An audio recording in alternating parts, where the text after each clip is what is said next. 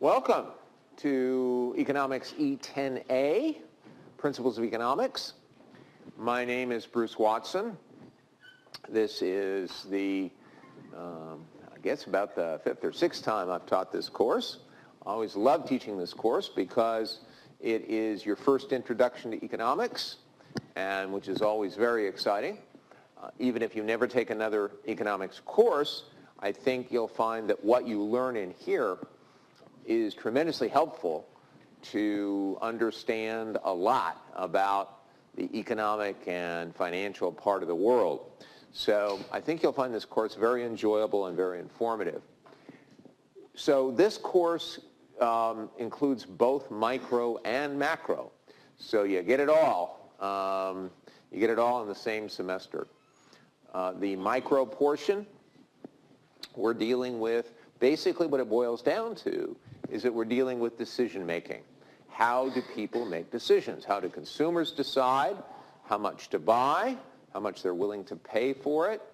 How do firms decide how much to produce and how much to charge?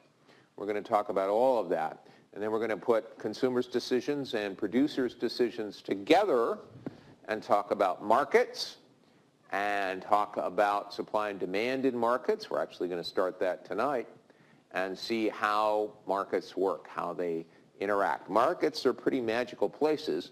They're much maligned, but they actually work remarkably well under a lot of circumstances. We'll talk about the circumstances where they don't work so well, but they are a marvelous way to organize a society's economic affairs. So the second half of the course, after the midterm, will deal with macroeconomics. In macroeconomics, we're taking the big picture.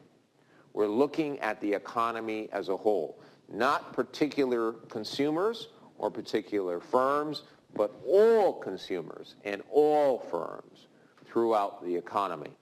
So macro is very much the bird's eye view of the economy and how the economy works. We're going to talk a lot about economic policy when we get to macro. It's interesting because macro is right out of the newspaper. A lot of the issues that will come up in this year's presidential campaign that have already come up in some of the primaries, is exactly the kind of stuff that we're going to study. You almost certainly know that we just lived through a very bad recession. The rate of unemployment is still quite high, and we are dealing with the after effects of that recession. There have even been some dire warnings that we could slip into another recession. But why do recessions come about? How do they end? What's the role of government policy in ending recessions? That's some of the stuff that we're going to talk about when we get to macro. So, just a few logistical issues before we get started with all that. My name is Bruce Watson, and I teach at Boston University and also here at Harvard Extension School, and I really, really enjoy it. I want to also introduce Vargas Levanyan, who is our TA for in-class students. So Vargas will be holding a weekly section for this class. We hope to schedule it on Tuesday nights, on Monday nights, along with some office hours for him. But we need to pin that down. That is indefinite. But we'll send everybody an email with some definite days and rooms and times and all of that good stuff. The sections won't begin until next week. So Vargas, if you want to stand up, introduce yourself. Hi everyone, I'm Marcus. I'm a PhD student here at Harvard, and I want to join Professor Watson and welcome you to the class. So as Professor Watson mentioned, I'll be in charge of, there'll be two components that I'll be working on. One is the office hours, the other one is the sections. So the sections will be much like the classrooms. They'll be done, they'll be videotaped, and if you cannot make it, it will be available later on online. Will be put on a website, the same place as you can find the lectures. And it's sort of to give you a second look at the course material. So we'll go over like some of the topics that you find that are a little bit challenging in the lecture. So we'll spend a little bit more time in those during the section. And also it gives you sort of a smaller classroom atmosphere to go over them.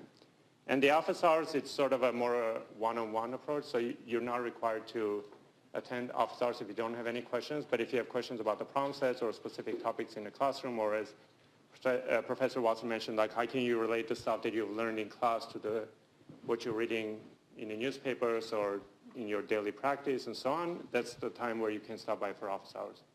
And just a bit of correction, I think the section times will be on Wednesdays, so following the class, so it will cover basically that weekly material that was covered in the class on Tuesday.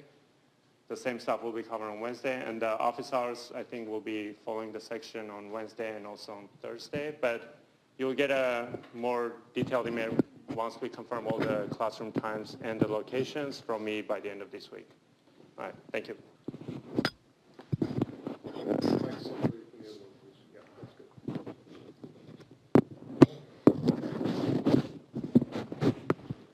Okay.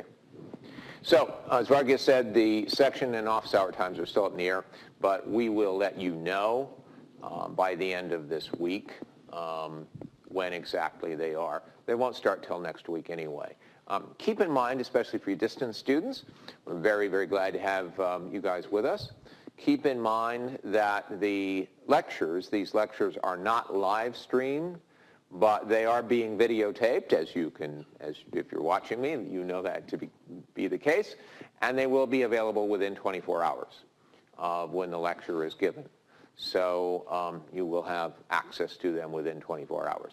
Now, Vargas's sections are live streamed. They'll be live streamed and videotaped. So you can watch them live, or if it's a more convenient time, you can watch them on videotape. So either way, Vargas's sections will be available to you that way. Sections is Harvard speak for, just to explain a little bit, go into a little bit more detail about them. It's Harvard speak for auxiliary presentations that are designed to complement and supplement my lectures. So as Vargas said, at some times he'll be going over material that students typically find fairly difficult, to try to give you more examples, give you more practice kinds of problems that Vargas will work through with you, and so that you will be in better shape to do the problem sets. The sections then are completely voluntary. They are not required. However, I strongly urge you to attend if you're available on the nights when the sections are held, because I find that students who do regularly attend section tend to do better in the course. So I urge you to attend section if it's at all possible, or to watch it via live stream, or to watch it on videotape. The only disadvantage of the live stream and the videotape, of course, is that you can't ask questions. But nevertheless, I think you'll find Vargas's presentations very helpful. Vargas has done this course now several times, so he knows it intimately, and he can be very, very helpful to you as you work your way through the material, as you work on problem sets, and as you prepare for exams. So that's a little bit about the sections. For you distance students, but also for in-class students who want to make use of it, we have another TA named Teo Nicolai. Teo has done the course almost as long as I have. Teo is the TA for the course. He is extremely skillful and maintains his section on a chat room. So you can log in to the chat room and you can interact with Teo in real time.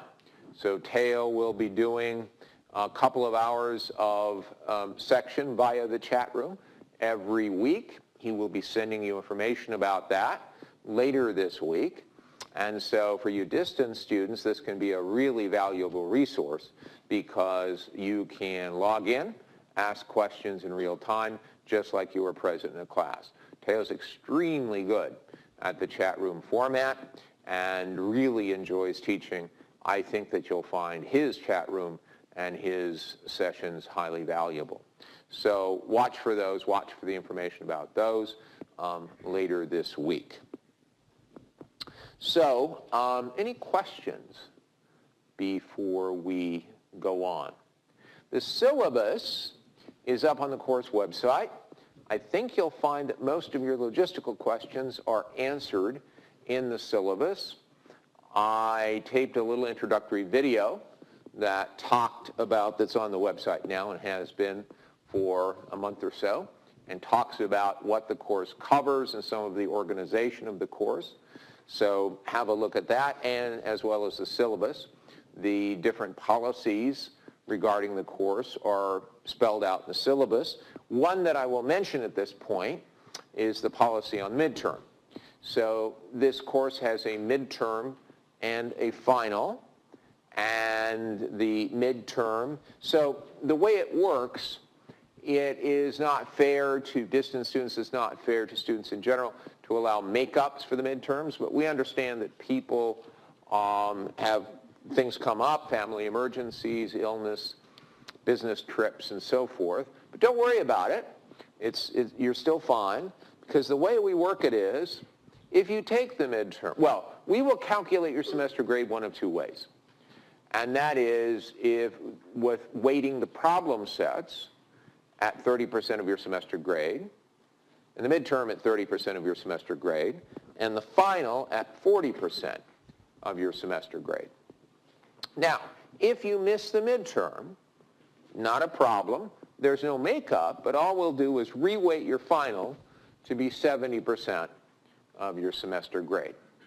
So with the problem in that scenario, the problem sets would be 30%, and the final would be 70%. As a matter of fact, we will calculate your semester grade both ways, and we'll give you the higher of the two.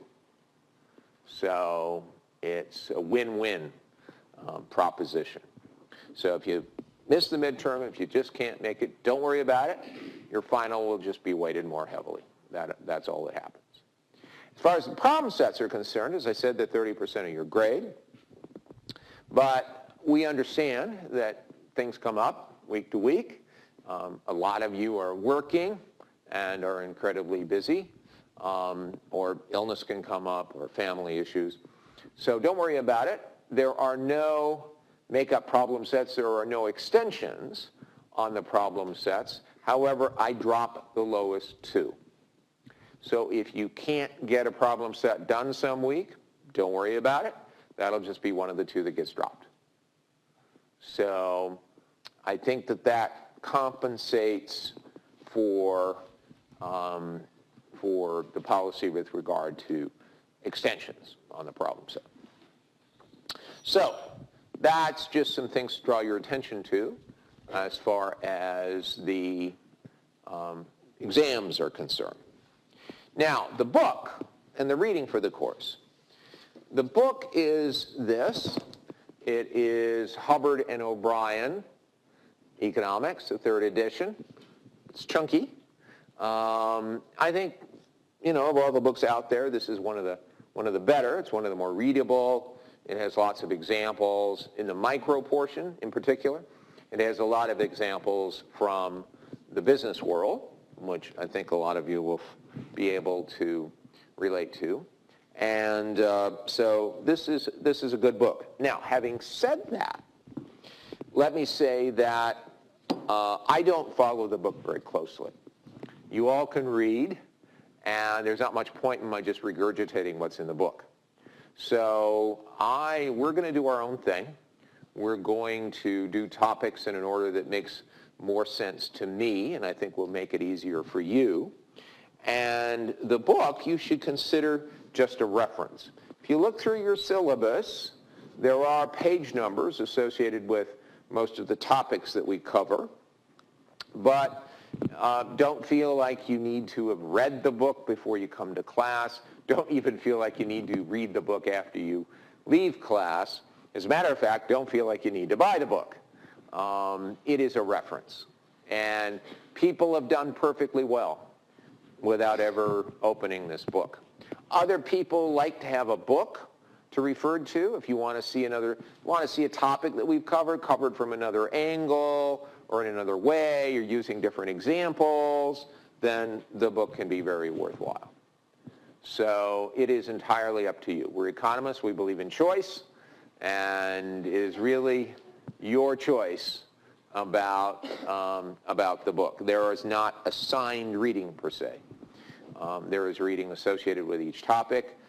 And again, if you're the kind of person that likes to see things in black and white, then you may find the book valuable. Okay? Yeah. Is the midterm or the final going to have sections only from the book? No. So the question is the midterm and the final going to have sections that come primarily or exclusively out of the book? No. And I want to emphasize this. You will never be responsible on any of the problem sets or the exams for anything that we did not cover in lecture. If we didn't talk about it in lecture, don't worry about it. There's a lot of stuff in the book that we won't cover. We'll be covering stuff that's not in the book. So that's why I say it's a reference. There won't be anything that you're responsible for on problem sets or exams that we haven't gone over in class. Your best resource as far as a sort of takeaway from the lectures is the slides that I go through. And those will always be posted to the course website pretty quickly after the lecture.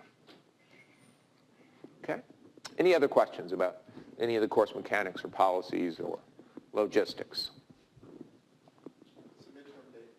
What's the midterm date? Don't remember offhand, but it's on the syllabus. March 6th? March 6th, I'm told. So, yeah. Is it mainly multiple choice essays? The question is the exam multiple choice or essays? The exam will be very much like the problem sets, which is essays, word problems, things to calculate, graphs to draw, that sort of thing. So it will not be multiple choice. I don't think multiple choice is a very good way to learn things or to assess students' understanding of things. I think you learn a lot more if you kind of start with a blank sheet of paper and start drawing graphs and writing things out. Okay? Any other questions? The way, by the way, that the problem set grading works, you will each be assigned a grader. We have a core of graders for the course. You'll be assigned a grader. Now, the first problem set is not even assigned until next Tuesday, so you don't have to worry about it for a while. And it won't be due for a week after that. But when it comes time to turn in your problem sets, you'll send them to your designated grader. And you can either, and Teo, who is the head TA for the course, will be in touch with you on this. You can either turn your problem sets in on paper in class, or you can send them as an email attachment to your designated grader. So either way.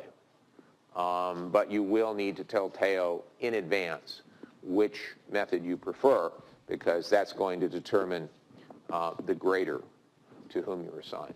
I give the graders very explicit guidelines about how to grade.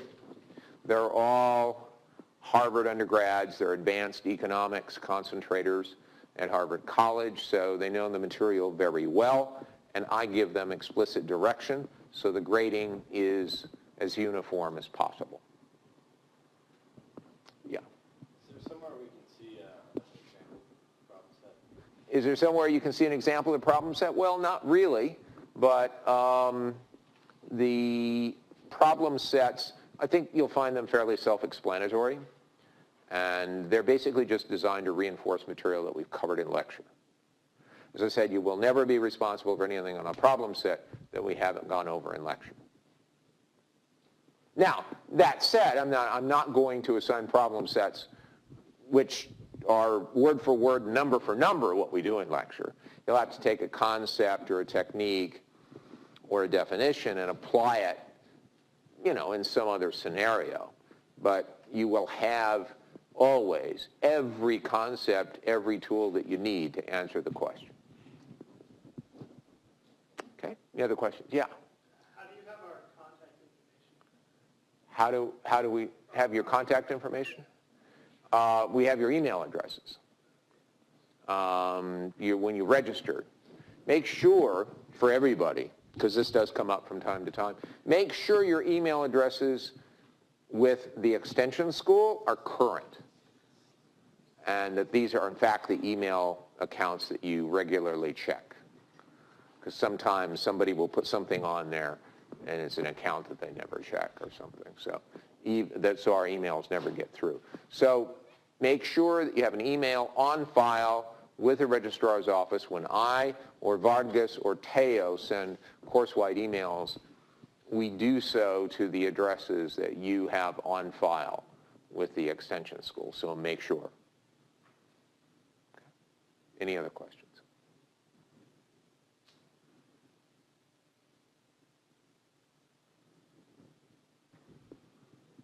Okay, so let's get right to it then. We want to talk about economics in general and some of the central questions of economics. We want to talk about the essence of what a market system is all about and talk about what I call 4 central concepts of economics. Then we want to get into some of the nitty-gritty, in particular something called demand. You've heard undoubtedly of demand and supply. Well, we want to get into demand, see exactly what determines demand, and draw a demand curve, an actual graphical device that encapsulates a lot of what we've had to say about demand. Now, we're going to start at the level of the individual, like an individual consumer. We're going to work our way up to the market as a whole, see exactly how we do that, and make actually what turns out to be a very important distinction between a change in demand and a change in quantity demanded. Key distinction. We'll talk about it. Then we want to look at supply. We want to look at the determinants of supply for an individual supplier, look at the supply curve for the supplier, and see how we go from the supply curve for an individual firm to the supply curve for the market as a whole. Make a distinction similar to the one that we made for demand between a change in supply and a change in quantity supplied. Put demand and supply together to talk about equilibrium. Equilibrium is the price that we actually see in the market. When you go to CVS, you look at mouthwash, it has a certain price. That's the equilibrium price, right? And then it also determines the equilibrium quantity sold. So we'll introduce the idea of equilibrium and then pick it up there next week. So what are the central questions that any economy has to answer? Any society ever in the world, whether it was before written history up to the present time, the most sophisticated markets in the world, there are several key questions that any society has to answer. What gets produced? First and foremost, what gets produced? Right? Do we produce oil? Do we produce wheat? Do we produce guns? Do we produce butter? What gets produced? Notebook computers. How many notebook computers? Right? Now, different societies have answered this in different ways at different times. Some answered it through tradition. What got produced was what was produced by your father and your father's father and your father's father's father. Right? But other societies have answered it through central planning. What gets produced is what some bureaucrat decides should get produced, and in the quantity that they decide. But markets answer it in a distinctive way. What gets produced is not decided by any single individual. It's certainly not decided by tradition. It's decided by the interaction of what people want and what firms or producers want to supply. So the market has a very distinctive answer to that,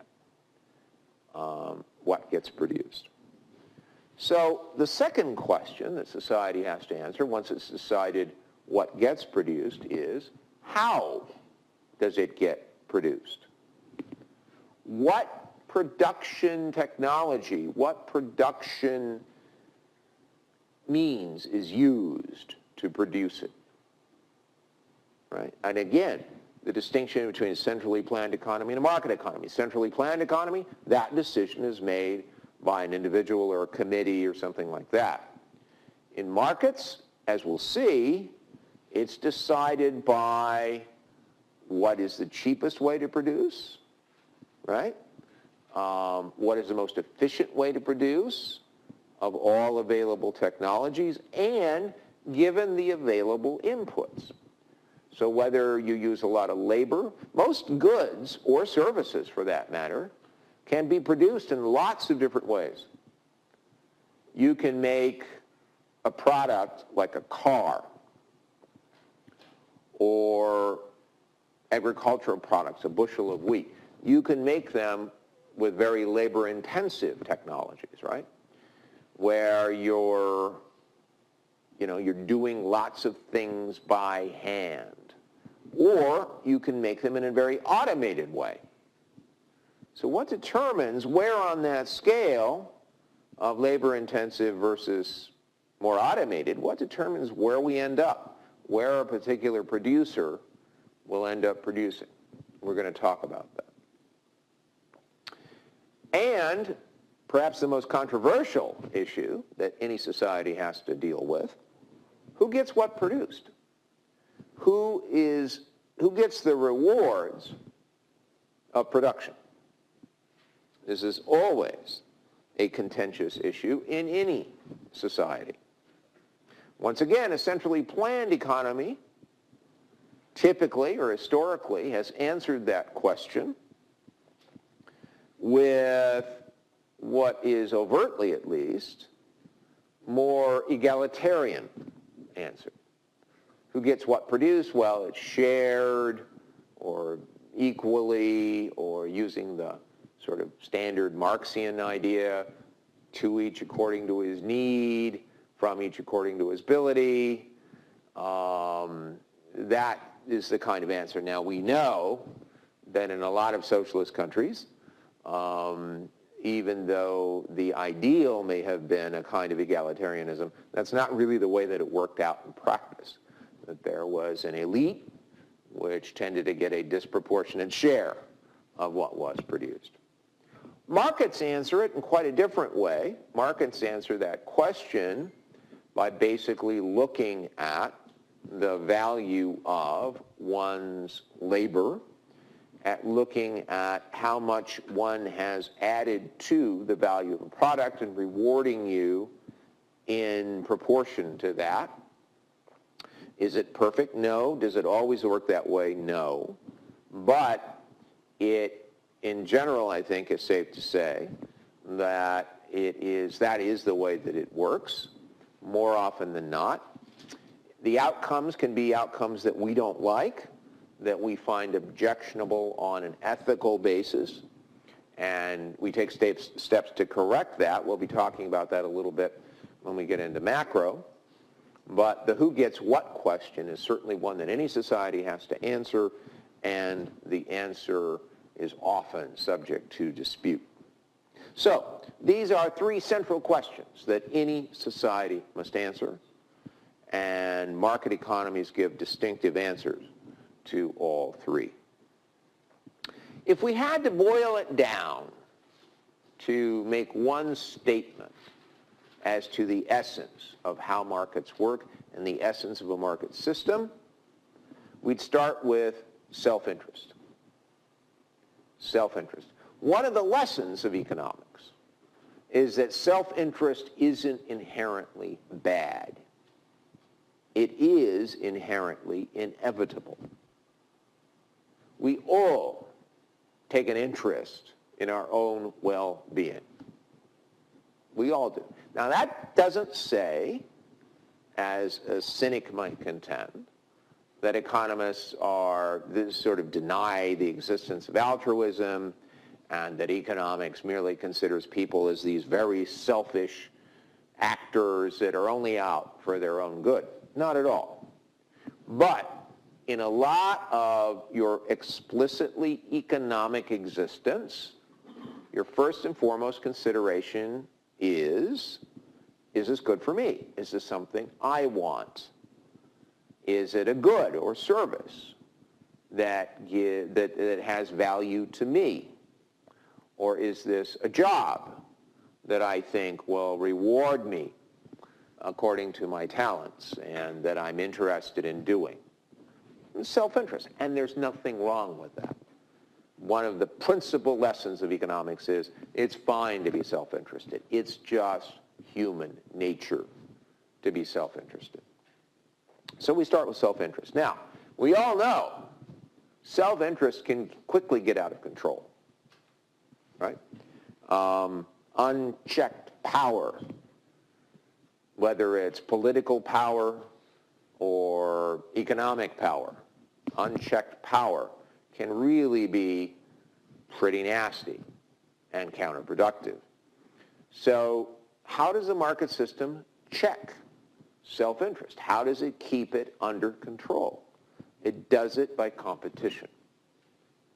So the second major component of a market system is competition.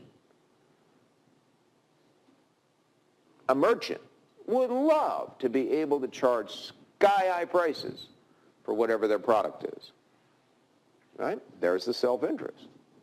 That price could edge up and up and up and up and up, and if there's no competition, then the sky's the limit. But in most circumstances, not all, and we'll talk about when this isn't the case, but in most circumstances there is competition, and their self-interest is checked by competition, right? We would all love to make a higher salary, a much, much higher salary, right? We'd love to go into our employer and say, hey, look, I think I'm worth a lot more. You know, how about tripling that salary? Matter of fact, how about quadrupling that salary? Well, you can do it, but good luck with that, because there's going to be somebody else, you know. Everybody has talent, you know. Most people are good at their job, but there's always somebody else that can do the job at least as well. And so obviously employers know that. That puts a check on your self-interest and your ability to wangle a raise out of your employer. So we've got self-interest, we've got competition. But one of the key components, and one of the components that's really missing when it comes to a lot of economies in the world, this self-interest, this competition has to go on within a framework of law. And that's a really key element. Otherwise, competition just degenerates into a kind of survival of the fittest, a kind of jungle economy of some sort. And there are economies that, unfortunately, are characterized by a lot of that, where you have, for example, in Russia, you have circumstances in various places at various times where the rule of law is not something that you can really count on. Imagine a society in which, when you accept a job, now, when we take a job, we pretty much know, or at least have pretty good assurance that we're going to get paid. Why? Because if we don't, we know we can sue our employer. We know that we can go to the Department of Labor and say, hey, here's my contract, and they didn't perform. We take contracts for granted, but in a lot of other countries in the world, they can't take contracts for granted, because a contract in a lot of places is hardly worth the paper it's written on. So when that's the case, when that framework of law is missing, markets don't work. You either begin to organize your economy around coercion or corruption. Black markets can flourish, bribery. You get a lot of very socially dysfunctional things that come into play in the absence of that third component, the framework of law. So, self-interest, checked by competition within a framework of law, the essence of a market system. So, 4 central concepts of economics. First is, and it's one of the most controversial, and it shouldn't be because it is a much less strong statement than it first appears. People are rational. Now that doesn't mean that these calculating little machines that go around and figuring everything out instantaneously. It doesn't mean that at all. It merely means that you pretty much know what you want and you have a decent idea at least of how to get it. That's all it means.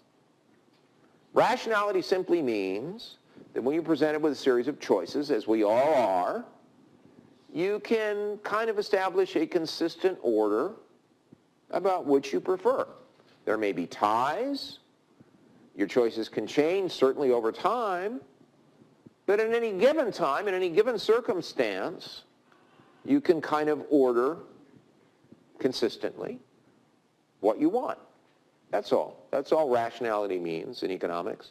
Nothing much stronger than that. So people are rational. They know what they want. Right? People respond to incentives. This is a key one. People respond to incentives. Give people a reason to want something or to prefer something. And 9 times out of 10, you'll see them respond to that. Right? People respond to incentives. It's a huge issue. Every decision that you've ever made or that you ever will make involves an opportunity cost. Opportunity cost is a concept that we're going to come back to again and again and again. It's a key idea always to keep in mind in economics. And once you understand this concept, your life will never be the same. You'll never make a decision in exactly the same way again once you truly understand opportunity cost. We're going to talk about opportunity cost and how, for example, your decision to be here tonight or your decision to watch this video, if you're a distance student, you could be doing something else.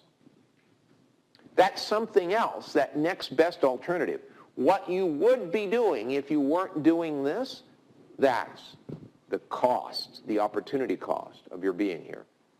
Your being here or you're watching the video has the cost that you had to pay tuition and so forth. Those are explicit costs. You had to write a check for it.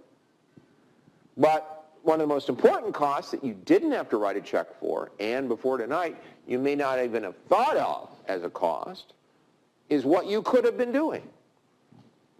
You could have been working. You could have been home relaxing, watching TV. You could have been out with friends or relatives having a nice meal. There are lots of things you can be doing. You paid a cost, not only explicit cost of the tuition check, but you paid a cost to be here. A cost in your time and what else you could have been doing. And every decision you make involves an opportunity cost. So we'll talk more about that throughout the course. The 4th central concept to keep in mind is that your best decisions are made at the margin. What do I mean by that? Well, let me pose the following scenario. Let's say that you win a radio station contest. You're the 4th caller. You know the capital of North Dakota. And so you win the contest. And you win $50. Okay? Now, the catch is they want to do some publicity shots, and they want you to come down to the radio station in person and give you a great big check for $50. So you got to go down to the radio station, and the radio station is only open from 9 to 5, Monday through Friday. Well, how convenient. You work 9 to 5, Monday through Friday, right? But that's all right. You figure, all right, I'll take off work a couple of hours. I'll go downtown to the radio station. I'll pick up the check. And you figure that by the time that the wages that you lose and the cost of parking, it's all in all going to cost you $30. Okay. So at this point, it seems worth it, right? So you head out, all set to collect your $50 check, but it's Boston, and it's virtually any time of day, and you get stuck in traffic. And you sit there, all kinds of expletives go through your head. You have finger calisthenics with the drivers in your immediate vicinity, and you get to the radio station at 5:15, and they're closed. So it's a wasted trip. All right, so you're grumbling, you're thinking to yourself, you're not a happy camper on the way home, trying to decide, is it worth it to make another trip the following day? It's going to cost you $30 again. Take off work, lose wages, find parking. It's going to cost you $30, and you're already $30 out. The check is only for $50. Is it worth it to make another trip? How many people would make another trip? Okay, just a couple of people. How many people would not make another trip, figure it's not worth it? Okay. All right. For those of you who put up your hands and said you would make a second trip, what's your thinking? Sunk costs. Sunk costs. What do you mean by that? I've already incurred the cost. You think this, if I'm acting rationally, I'm good. It's a tough example because you got theoretically you should pay taxes, et cetera. So let's just leave that all out of the decision. Let's just say it's a reasonably compelling decision. The costs you bore, you can't get those back anyway. So rational thinking would say I should go back again because I have to put those costs behind me. Okay. Okay. So you bring up some interest. What's your name? Fred. Fred. Okay. So Fred said that he would make the second trip because he said that the cost that you paid that first day's $30, that's sunk cost. That's gone. You can't do anything about that. So this is an example of thinking at the margin. So look at that. That $30 is gone. You'll never get that back. But if you go on the second day and you're successful in collecting the check, how much do you make? $50. How much did you spend? $30. So you're still $20 ahead. Even if on that second day something comes up and you don't get to the radio station in time. It makes sense to go a third day. It makes sense to go 100 days if you have to, because, like Fred said, the costs you've already paid are gone. Those are sunk. You can't do anything about those. Given that example, maybe you could never get there. Well, yeah. Well, if it's Boston, absolutely. But that marginal trip, that next trip, is always worth it. We're going to use the word marginal a lot in this class. And whenever you hear the word marginal, I want you to think of the word additional. So in our example, the marginal trip is the additional trip. It's that next day's trip, right? And you should always be thinking with the margin. I hear students all the time that were pushed typically by parents into, say, thinking about med school and being pre-med. And they find somewhere toward the end of their sophomore year or in the middle of their sophomore year, they absolutely hate it. They hate science. They hate biochem. Organic chemistry is what often does them in. And they just can't stand it. And they just can't conceive of themselves going on. But then I often hear, but I've already taken the courses, so I might as well go through with it. Not thinking at the margin. Thinking at the margin, you're thinking about the additional time, the additional effort to take the additional courses necessary for the pre-med major, right? Now, it may be worth it even if you think of the margin, it may be, well, yeah, I through Orgo, and I think I still might want to be a doctor, so yeah, it's worth it. But if I can't stand the sight of blood, and the last thing I want to be, and I can't stand to be around sick people, so the last thing I want is to be a doctor, then this thinking of, well, I've already taken all the courses, so I might as well go through with it, that's fundamentally flawed. You're not thinking at the margin. You often hear in the realm of foreign policy, when a country has pursued a war or some military action. Well, we've got to stay, or we've got to see it through because we've already spent, we've already had all of these deaths, we've already spent all of this lives and all of this money, and so we can't give up now. Not thinking at the margin. That's not pre-designing any outcome. That's not saying that the policy is not worth pursuing, but that decision should be made at the margin. Does it make sense going forward? The money and even the lives that have been lost in the meantime, that's really irrelevant to the decision about whether to go on. That decision has to be made at the margin. And that's the key concept. So that's another key concept from economics. And I think these concepts are what make economics distinctive among the social sciences in terms of understanding human behavior and even stipulating what makes good decisions. I mentioned that this course includes both micro and macro. I mentioned some of the distinctions, but it might be worthwhile to review those now. In micro, we'll be studying the economic decisions of individuals, individual consumers, and individual firms. Right?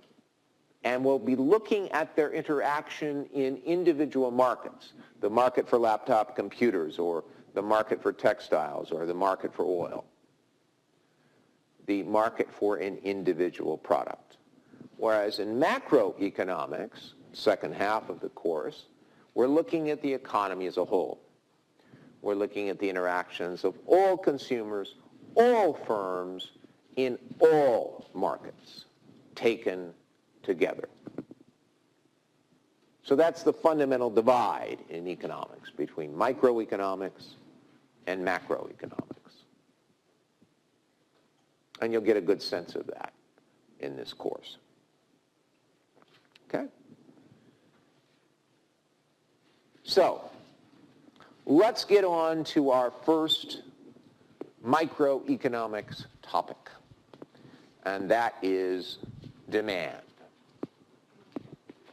When you look at your own decisions about what to consume, and you boil it down to the kinds of things that determine the decisions that you make, it comes down to this list. Now, there may be additions to this list for certain particular products, but I think this list captures the majority of what goes into most people's thinking when it comes to their decisions about what to buy. First of all, the price. I mean, one of the first things that we look at is how much does it cost, right? What price is it? Is it a good deal? Do we think that it's an item that is priced fairly, reasonably, right? Is the price out of our reach? So price, first and foremost, the goods price. But price can be relative and really relates more than anything else to income. Can I afford it? Given the price, is this something that fits in with my budget? Right? So income is a second determinant of what people decide to buy. Now, you think about income.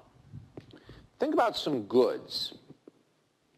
Is it always the case that if your income goes up, you get a raise, or you graduate from college, and suddenly you're making more money than your part-time jobs during college? Is it always the case that when your income goes up, you buy more of every single good? No. Can you think of some examples of goods that you might actually buy less of when your income goes up? Textbooks? Okay. Ramen. Ramen noodles. Absolutely. I don't like them. They give me a headache. What else? Low-end brands. Sorry? Low-end brands, generics, grocery store brands. Those mystery things that come in the black and white cans that you're never quite sure what's in there, right? Well, there are some goods that obviously you would buy more of as your income goes up. More clothes, maybe expand your wardrobe a little bit. Maybe more DVDs, or more CDs, or more downloads from iTunes. But those are called normal goods. Normal goods are goods that you tend to consume more of when your income goes up. In economics, those are called normal goods. However, some of the things we mentioned, ramen, used clothes, things like that, those are called inferior goods. An inferior good is a good that you'll consume less of as your income goes up. The ultimate inferior good in economics, the ultimate example, used to be given in a lot of textbooks, is spam. Anybody knows what spam is? Not really? When they chop up animals, you got a little, like, flecks of stuff. I imagine, I'm sure this, but they sweep it all together and then cook the heck out of it and pack it with disgusting yellow jelly, put it in a can, and people buy this. Why do they buy it? Because it's incredibly cheap. Now, in Hawaii, it's supposed to be kind of a delicacy. Hard to imagine that, but hey, maybe they fix it in some way that it's not disgusting. But I have yet to see what it is. Anyway, spam. It's cheap. Most people would consider it an inferior good. Whether a good is normal or inferior really depends on you. There's no right or wrong. There's no right or wrong. I mean, it's might be a normal good for somebody. Somebody may love ramen.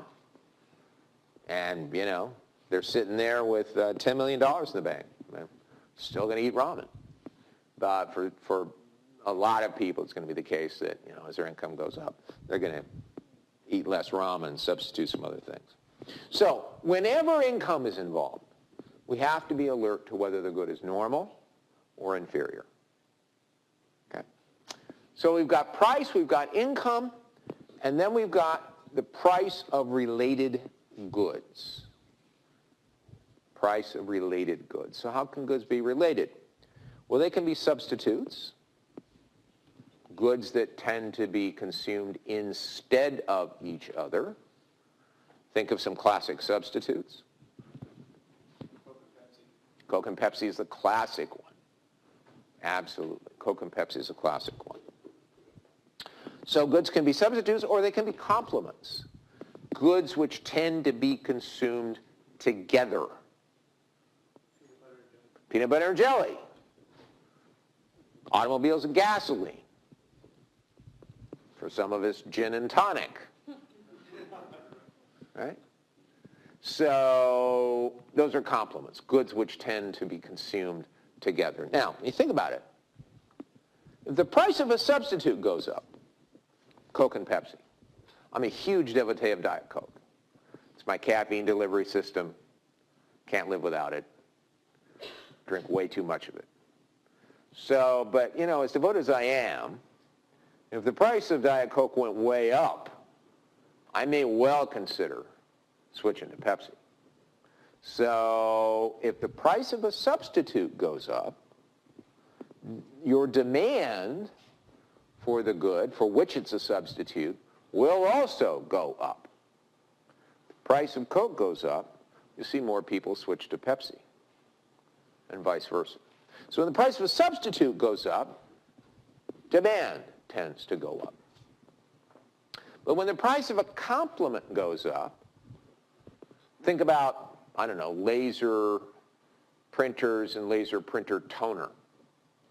If for some reason the price of laser printers went way up, you'd see people buy fewer laser printers and therefore need less toner. So if the price of a complement goes up, demand goes down for the good for which it's a complement.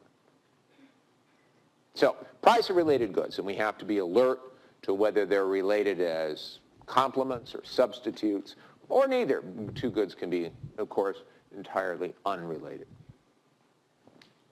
And then two other things which determine people's demand: their tastes and their preferences. Do you like it? It's a lot to do with our individual demand. And lastly, our expectations. Do you expect it to continue to be available? Do you expect its price to rise anytime soon? Okay. If you are thinking about buying a computer and you expect that the price is going to drop, you may well hold off and wait to buy the computer. So that affects your demand. People expect a price drop, that will decrease their demand for a particular product. Right? So that's the list. Those are the five principal determinants of demand: the goods price, people's income, price of related goods, their tastes and preferences, and their expectations.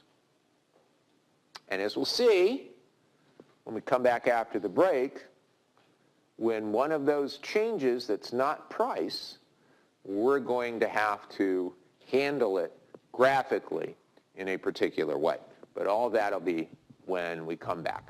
So let's take about a 5-minute break, and then we'll get back to it.